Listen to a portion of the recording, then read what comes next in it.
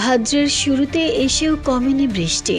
বঙ্গোপসাগরের সক্রিয় মৌসুমী বায়ুর প্রভাবে দেশের প্রায় সব অঞ্চলেই কম বেশি বৃষ্টির প্রবণতা অব্যাহত রয়েছে। এই আবহেই দেশের ৮ বিভাগেই হালকা থেকে ভারী বর্ষণের নতুন পূর্বাভাস দিয়েছে আবহাওয়া অধিদপ্তর।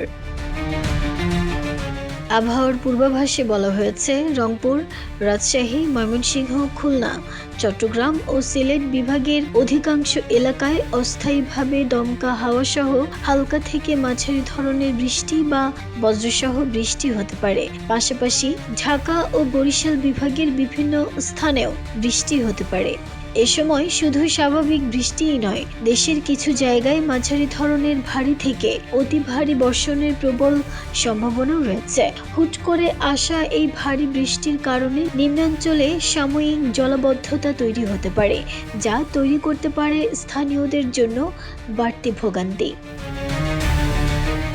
অন্যদিকে বৃষ্টির এই আমেজ সত্ত্বেও ভ্যাপসা গরম কিন্তু কমছে না। আবহাওয়ার পূর্বাভাস বলছে, বৃষ্টিপাতের পাশাপাশি সারা দেশে দিন ও রাতের তাপমাত্রা কিছুটা বৃদ্ধি পেতে পারে। ফলে পুরোপুরি গরম কমে যাওয়ার কোনো সম্ভাবনা আপাতত দেখা যাচ্ছে না। নাহিদা, স্মৃতি, দেশ রূপান্তর।